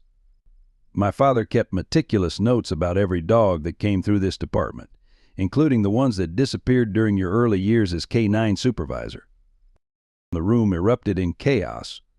Reporters shouted questions. Officers shifted uncomfortably. But Shadow's focus remained locked on Bennett, his behavior displaying not fear, but recognition. This wasn't the reaction of a traumatized dog, it was the alert posture of a K-9 officer identifying a suspect. "Your father was a good man," Bennett's voice took on a dangerous edge. He never understood that sometimes progress requires compromise. The department needed funding. The K-9 program was expensive. We found a way to make it profitable. The admission stunned the room into silence. Bennett seemed to realize what he'd said, but instead of backtracking, his expression hardened. "You want the truth? Fine. Those dogs were worth more to us repurposed than chasing petty criminals. Your precious Shadow was just another asset to be reallocated." As if on cue, Brooks emerged from the crowd, digital recorder in hand. Other internal affairs agents moved to secure the exits. Bennett's supporters suddenly found themselves surrounded by state police officers who had been waiting for exactly this confession. Richard Bennett Brooks announced formally, "You're under arrest for conspiracy, corruption, and involvement in organized crime." As he read the charges, Shadow maintained his alert position, years of training combining with personal history in this moment of justice. The chief's true colors emerged fully as he was taken into custody. His professional mask crumbled, replaced by cold anger. "You think this ends with me?" he snarled at Tom. "The whole system is built on compromise. Always has been. Your father knew it, he just didn't have the guts to admit it." But Tom had one final piece of evidence. He produced a letter written by his father shortly before his death. "He knew what you were doing," Tom said quietly. "He was building a case against you. His accident wasn't an accident at all, was it?" Bennett's expression told them everything. As he was led away, his last words echoed through the stunned room. "I gave this department everything, made it strong. Without me, it's nothing." Shadow finally relaxed his alert posture, moving back to Tom's side. Together they watched as years of corruption began to unravel. Officers who had stood with Bennett minutes before now couldn't distance themselves fast enough. The truth, once exposed, spread like wildfire. The story exploded across national media within hours of Bennett's arrest. News vans clogged Green Valley streets as reporters scrambled to cover what was being called the K-9 conspiracy. Headlines screamed about betrayal, corruption, and the unwavering loyalty of one dog who brought down an entire criminal network. "Police chief arrested K-9 officer exposes years of corruption" ran the national headlines. Local reporter Sarah Mitchell, who had maintained contact with Tom despite pressure to drop the story, published a detailed expose. Her article chronicled Shadow's journey from trusted police dog to trafficking victim, and finally to key witness in breaking the case. "The evidence is overwhelming," Brooks explained to a packed press conference. "Chief Bennett and his associates didn't just steal police dogs, they created an underground network for repurposing K-9 units into criminal enterprises. The abuse these animals endured was systematic and calculated." Social media erupted with footage from the warehouse raid. Videos of Shadow leading officers to evidence, comforting other rescued dogs, and maintaining his training despite years of abuse went viral. The public's response was immediate and passionate. Justice for Shadow began trending nationally. "This isn't just about corrupt officers," Dr. Chen told reporters outside her clinic. "It's about the bond between handlers and their K-9 partners. Shadow didn't just survive, he protected that bond. He came home to expose the truth."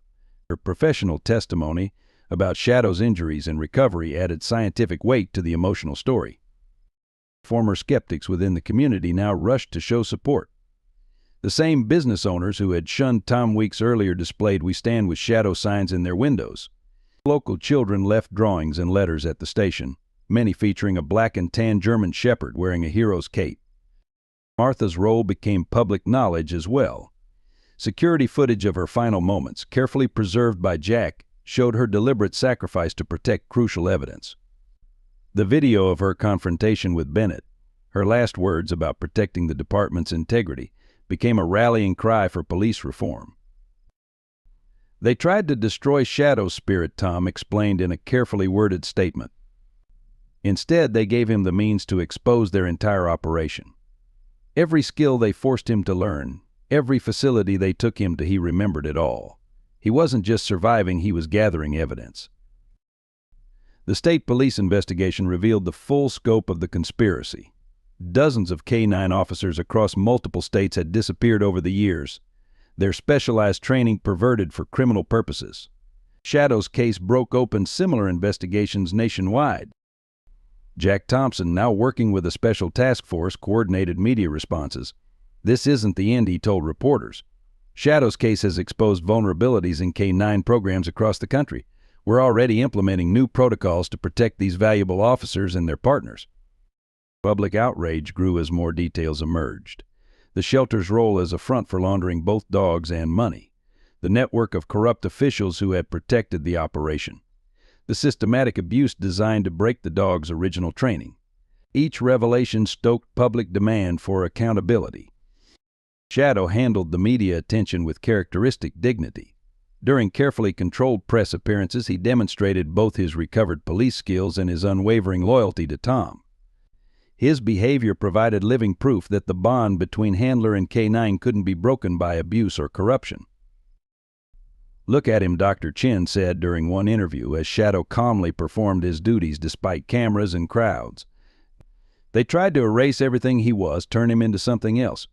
But they couldn't break his core identity, a police dog dedicated to serving and protecting. That's what brought their whole operation down. The movement for justice expanded far beyond Green Valley's borders. What began as one dog's remarkable return home catalyzed a nationwide examination of K-9 unit protocols and police accountability. State Police Headquarters became the command center for a sprawling investigation that touched departments across the country. Brooks coordinated with FBI agents as more departments came forward with similar cases. "We're seeing a pattern," he explained during a closed-door briefing. Shadow's case wasn't unique, it was just the first one we could prove. His evidence created a blueprint for identifying other compromised units. Internal Affairs divisions nationwide began implementing what they called the Shadow Protocol, new guidelines for tracking K-9 officers and monitoring their handlers. Every training session, every deployment, every transfer now required multiple layers of documentation and oversight. "Martha's death won't be in vain," Jack announced at a police reform conference. He presented a comprehensive new training program built around the lessons learned from Shadow's case. "We're establishing the Martha Wilson Foundation for K-9 officer protection. Every handler will know the warning signs. Every dog will have protection." The arrests continued, each one revealing new layers of corruption. Reynolds, facing multiple federal charges, began cooperating with authorities. His testimony exposed a network that stretched from local police departments to international criminal organizations. Shadow's evidence had pulled the first thread that unraveled the entire operation. Dr. Chin's clinic became a rehabilitation center for recovered K-9 officers. Each dog tells a similar story, she reported to the Oversight Committee. The systematic abuse, the attempted reconditioning, the resistance to breaking their original training. Shadow showed us what to look for, how to help them recover. Tom found himself at the center of a growing reform movement. Police departments requested his expertise in rebuilding their K-9 programs. Training academies revised their curricula based on his father's recovered documentation. Shadow accompanied him to these sessions, living proof that loyalty and justice could prevail over corruption. The community response evolved into organized action. Mrs. Peterson's support group expanded into a national network of volunteer observers who monitored K-9 units and reported suspicious activities. Frank Collins and his fellow veterans established a security team that protected rehabilitation facilities for recovered dogs. "This isn't just about police reform," Tom explained to a congressional committee. "It's about protecting partnerships built on trust and service. Every K-9 officer deserves what Shadow fought for, the chance to serve with honor, protected by a system that values their loyalty." Shadow's presence during these hearings made a powerful impact. His calm demeanor, his clear bond with Tom, his willingness to demonstrate both his recovered skills and his new protective instincts all testified to the resilience of properly trained and respected K-9 officers. The justice movement gained unexpected allies. Police unions, initially defensive, began supporting reforms after seeing the evidence Shadow had gathered. Professional K-9 trainers developed new certification programs that included abuse recognition and prevention protocols. Even private security firms adopted the new standards. We're seeing a fundamental shift, Brooks noted during the final phase of arrests. Shadow didn't just expose corruption, he showed us how to prevent it. His case created a template for accountability that's changing the entire system. As the movement grew, Shadow remained its heart. His journey from trusted partner to trafficking victim to key witness resonated with both law enforcement and the public. He represented everything a police dog should be: loyal, resilient, and ultimately incorruptible. The old system died with Martha Jack told a graduating class of K-9 handlers. What's rising in its place is stronger, more transparent, and worthy of partners like Shadow. That's what justice looks like. The Green Valley Police Department's renovation began literally and metaphorically. Fresh paint covered the walls as Interim Chief Sarah Rodriguez, a veteran reformer from state police, supervised the department's transformation.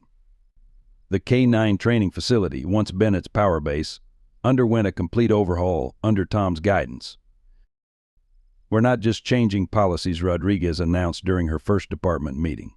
We're changing culture. Every officer, every decision, every operation will be subject to new transparency standards. She stood in the same room where Bennett had once justified his corruption, but her presence commanded a different kind of respect. Shadow attended these transition meetings, his presence a constant reminder of why change was necessary. Officers who had once avoided Tom's gaze now sought his guidance, sharing their own doubts and suspicions from the Bennett era. The wall of silence was crumbling, replaced by a commitment to accountability. Start with the foundation. Tom advised the Reform Committee. He and Jack had spent weeks reviewing every K-9 unit protocol. Every dog, every handler needs to know they're protected. We create a system where loyalty to the badge means exposing corruption, not hiding it. The evidence room underwent a complete reorganization. New security systems, multiple sign-offs required for access, cameras covering every angle. Martha's last case had exposed how easily evidence could be manipulated. But the new protocols, dubbed the Wilson Standards, ensured no handler would face her choices alone. Shadow played an unexpected role in the department's healing. His behavior toward reformed officers, those who had been peripherally involved but chose to cooperate, showed a capacity for forgiveness that humans found hard to match. If Shadow could work with these officers despite his trauma, others could too. Watch how he evaluates people, Dr. Chen observed during a training session. Shadow's ability to distinguish between truly reformed officers and those still harboring loyalties to the old system proved remarkably accurate. His instincts, honed through suffering, became a valuable tool in rebuilding trust. The K-9 unit's resurrection became the department's symbol of renewal. New handlers were carefully selected, with emphasis on character over statistics. Training incorporated lessons from Shadow's experience: how to recognize abuse, when to report suspicious orders, ways to protect both dog and handler from corruption. Every K-9 team needs a support network, Tom explained during handler orientation. Bennett's system worked because handlers felt isolated. That ends now. The new structure included regular psychological evaluations, community oversight, and direct lines to internal affairs for reporting concerns. Rodriguez implemented a revolutionary transparency policy. Body cameras became mandatory for all K-9 operations. Training sessions were recorded and reviewed. Handler-dog interactions were monitored not for punishment, but for early detection of stress or coercion. This is what Martha died for, Jack reminded them during a particularly challenging transition meeting. Not just exposing corruption, but building something better in its place. His words carried special weight. As the youngest officer involved in Shadow's case, he represented the department's future. Shadow's daily presence in the station served another purpose. New officers learned to read his subtle signals: the way he tensed around certain storage areas, his alertness to particular patterns of behavior. His trauma responses became teaching moments, showing how corruption left lasting marks on its victims. The physical changes reflected deeper transformations. The chief's office, once Bennett's fortress, was redesigned with glass walls, transparency made literal. The K-9 training area included community viewing areas. Even the break room was renovated to encourage interaction between units that had once been deliberately isolated.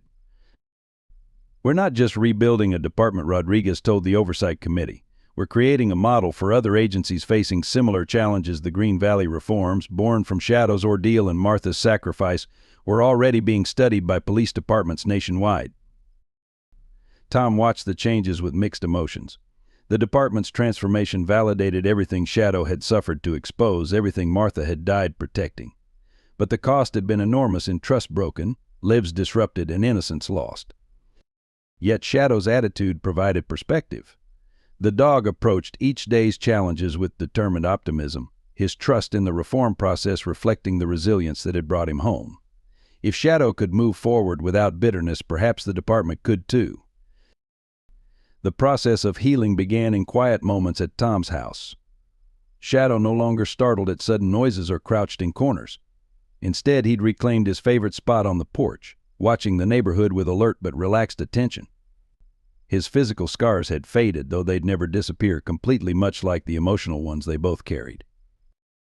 "He's teaching us about forgiveness," Dr. Chen observed during their final medical checkup. Shadow had just greeted a former shelter worker who'd turned state's evidence, showing none of his previous trauma responses. He understands the difference between those who hurt him and those who were caught in a broken system. Tom's own healing proved more challenging.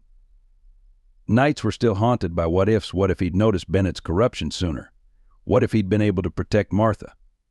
Shadow seemed to sense these moments, pressing close, offering the same unwavering support that had brought him through his own darkness.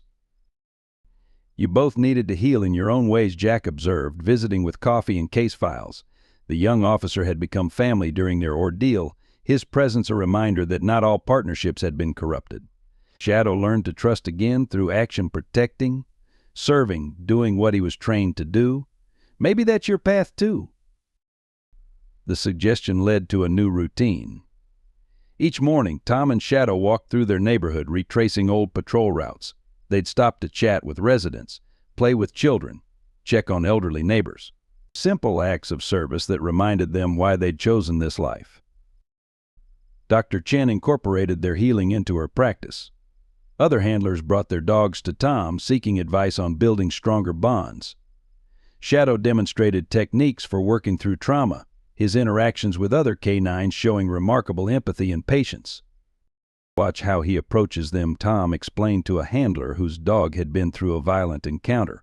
"He doesn't push, doesn't demand trust. He shows them it's safe to be vulnerable." The lessons Shadow had learned through suffering became a gift to others still struggling. Martha's absence remained a constant ache, but her influence lived on. Tom found himself sharing her wisdom with new officers, her voice echoing in his advice. Martha would say became a phrase that carried weight, honoring her sacrifice while building something new from its foundation. The community played its part in their recovery. Mrs. Peterson's support group evolved into a regular gathering where handlers and dogs could find understanding without judgment.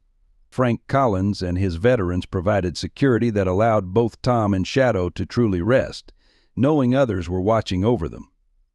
Shadow's nightmares became less frequent, though they never disappeared entirely.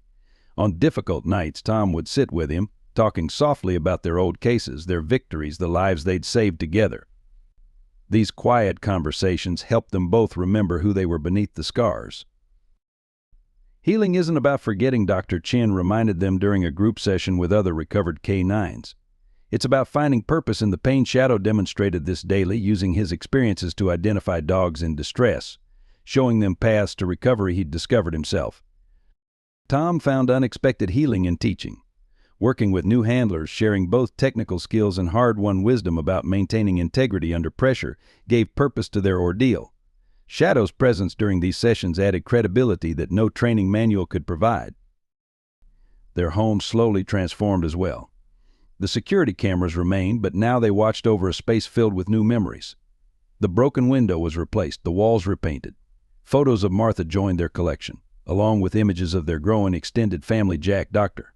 Chen, the support group members who'd stood by them. "You're both different," Jack noted one evening, watching Shadow play with his young daughter in the backyard. "Stronger maybe, but also softer, more understanding of weakness in others." The observation captured something essential about their journey, how surviving trauma had taught them both about human frailty and resilience. Shadow's most profound gift was his capacity for joy. Despite everything he'd endured, he could still play with pure enthusiasm, still wag his tail at friendly faces, still find delight in simple pleasures. His resilience showed Tom that healing didn't mean erasing the past, it meant building something new alongside it. Green Valley's transformation extended far beyond the police department. The community that had been divided by scandal now united in purpose.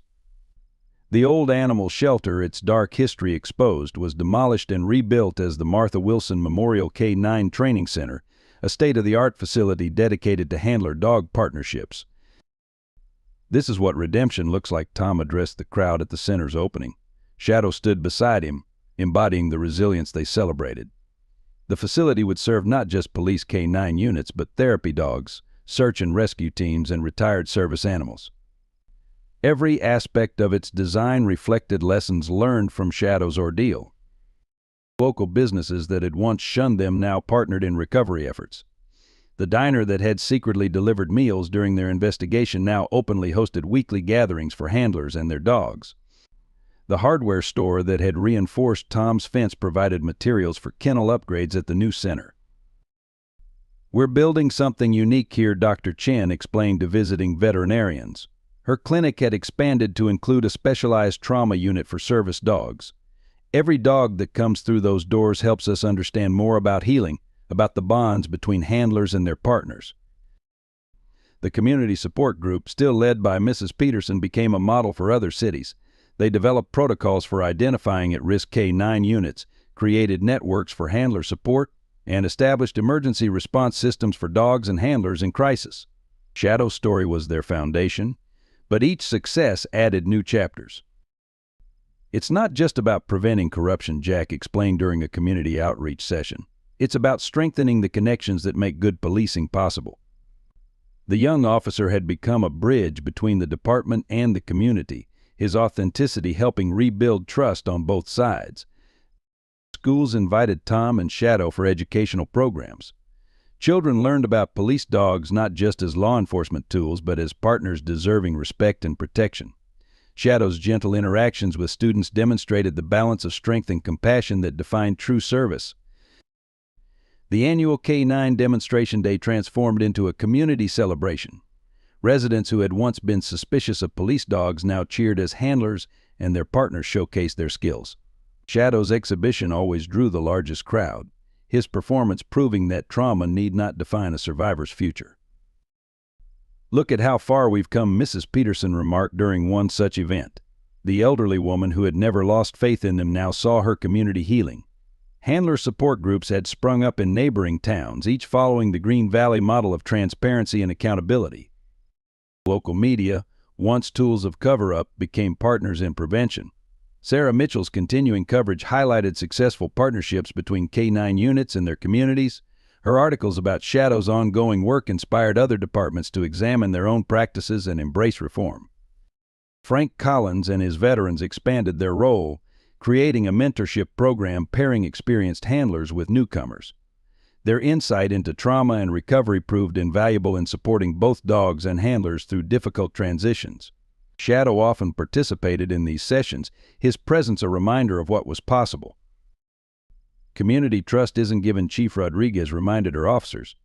"It's earned daily through actions that prove we deserve it." The transparency protocols developed after Shadow's case became standard practice, with community oversight boards regularly reviewing K-9 operations. The Martha Wilson Foundation grew beyond its original scope, funding research into K-9 welfare and handler support programs nationwide. Its annual conference in Green Valley brought together experts in law enforcement, veterinary medicine, and animal behavior, all working to prevent future abuse and support recovery. Tom watched this restoration with a sense of wonder. The community that had nearly broken under pressure had emerged stronger, more compassionate, more determined to protect its most vulnerable members. Shadow's legacy wasn't just about exposing corruption, it was about showing how healing becomes possible when people unite in purpose. "This is what Martha saw possible," Tom told Jack during a quiet moment at the training center. Shadow played with a group of new K-9 recruits, his confidence inspiring their own. Not just catching the bad guys, but building something better in the aftermath. The state capitol building gleamed in the morning sun as handlers and their K-9 partners gathered for the first annual Martha Wilson Memorial Awards. The ceremony represented more than recognition. It was a statement about the future of law enforcement partnerships. Tom adjusted Shadow's dress uniform, the new medallions reflecting their shared journey. Today we honor not just achievements but transformations Governor Anderson began. What happened in Green Valley forced us to confront uncomfortable truths about our law enforcement system, but from that darkness came an opportunity for real change. The audience included K-9 handlers from across the country, each with their own stories of reform and renewal. Shadow sat perfectly at attention, his bearing that of a seasoned officer rather than a survivor. The physical scars had faded to silver threads in his coat, visible only to those who knew where to look. His eyes, once haunted by trauma, now held the steady confidence of one who had confronted his past and emerged stronger. The Martha Wilson Medal for Courage will be awarded annually, Chief Rodriguez announced, to handlers and K-9s who demonstrate exceptional integrity in the face of corruption. The medal's design, featuring a German shepherd standing guard over a fallen badge, told the story of sacrifice and redemption that had brought them here. As Tom and Shadow approached the podium, a surprising figure stood to make the presentation: James Reynolds, the former shelter advisor turned state's witness. His testimony had helped dismantle corruption networks across 3 states, and his presence today symbolized the possibility of genuine reform. What Shadow and Sergeant Miller exposed wasn't just a criminal enterprise. Reynolds addressed the crowd, his voice carrying the weight of hard-earned wisdom. It was a failure of trust. Every handler here knows that the bond with their K-9 partner is sacred. When we betrayed that trust, we betrayed everything that makes law enforcement honorable. Shadow's reaction to Reynolds had changed over the months. Where once he showed tension and wariness, now he displayed professional assessment, the response of a trained officer rather than a traumatized victim. This, too, was part of their healing journey, learning to work with reformed individuals while maintaining vigilant standards. Dr. Chen, seated in the front row, wiped tears as she watched her most challenging patient receive recognition. Her clinic's protocols for treating K-9 trauma had become the national standard, built on lessons learned during Shadow's recovery. The medal she wore marked her own role in transforming tragedy into progress. Jack Thompson, now head of the department's expanded K-9 unit, stood proudly with his own partner. The young officer's unwavering support during their darkest days had earned him not just promotion but the respect of handlers nationwide. His training programs, incorporating lessons from Shadow's experience, were reshaping K-9 operations across the country. As the medal was placed around Shadow's neck, he maintained perfect composure, a far cry from the frightened dog who had appeared at the shelter gates years ago. But those who knew him well caught the slight tail wag, the quick glance at Tom, signals of pride and partnership that no amount of trauma had erased. "Martha would be proud," Tom whispered, adjusting the medal. Shadow's eyes met his, reflecting understanding that went beyond training. They had transformed her sacrifice into lasting change, her death into a foundation for reform that would protect future generations of K-9 teams. The evening after the ceremony, Tom's backyard filled with the sounds of laughter and conversation. Friends both old and new gathered to celebrate, creating a scene far removed from the dark days of their investigation. Shadow moved among the guests with easy confidence, accepting gentle pats and offering quiet comfort to those who needed it. "I never thought I'd see this day," Mrs. Peterson admitted, watching Shadow play gently with Jack's young daughter. The elderly woman who had stood by them through their darkest hours now sat in a place of honor, surrounded by the community she'd helped preserve. "He's not just healing, he's helping others heal." Dr. Chen arrived with news that brought fresh joy to the celebration. The trauma recovery program she'd developed with Shadow had been approved for national implementation. Every K-9 facility in the country will have access to these protocols. She announced, her professional demeanor briefly cracking with emotion. Shadow's legacy will help countless others. The transformation extended beyond their professional lives. Tom's house, once a fortress against threats, had become a gathering place for handlers and their partners. The security cameras remained, but now they watched over cookouts and training sessions, celebrations, and quiet moments of companionship. Jack brought his family, including his newborn son named Martin, after Martha. The baby's presence represented hope for the future, a reminder that life continued even after loss.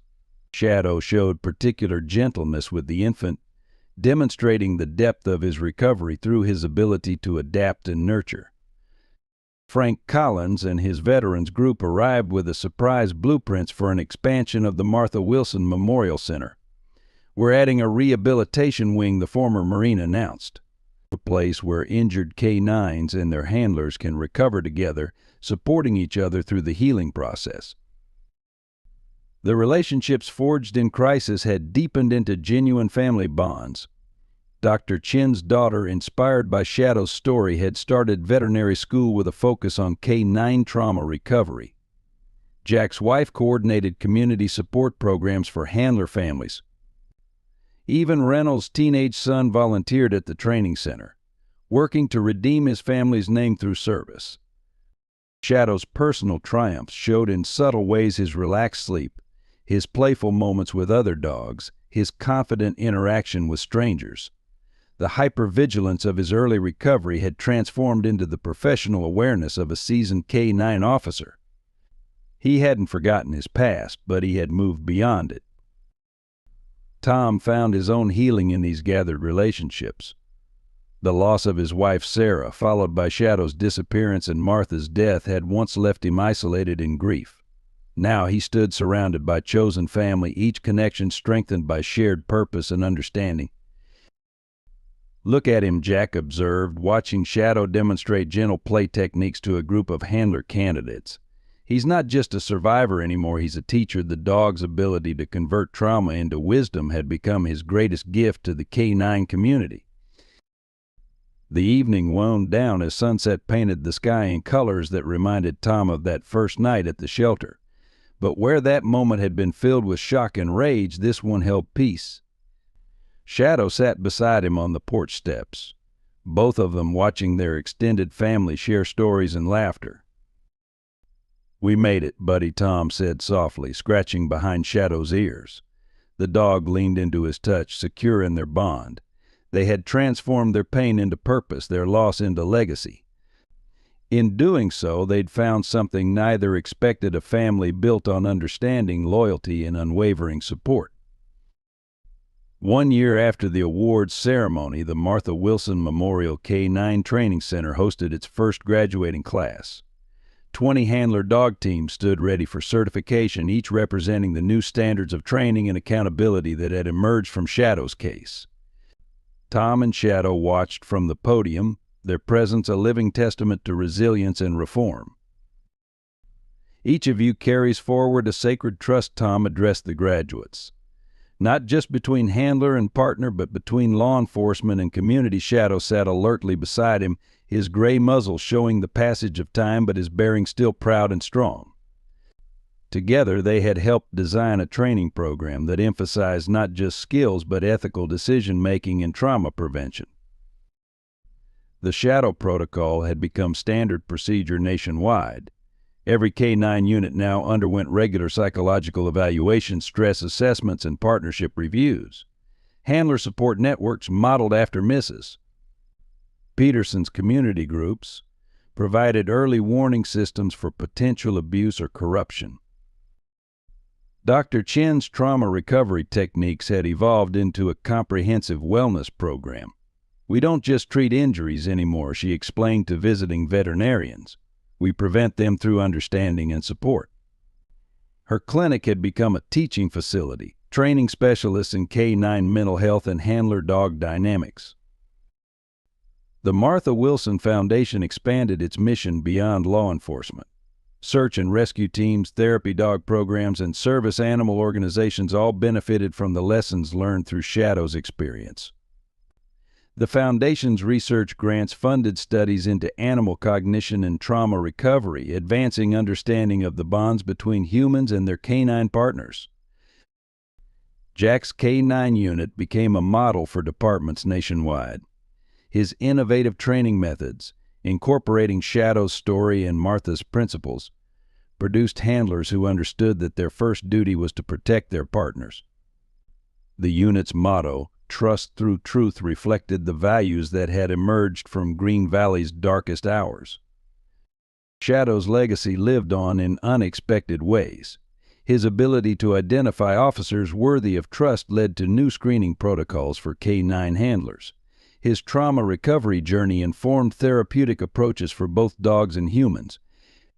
Even his scars served a purpose, teaching handlers to recognize signs of abuse and intervene early.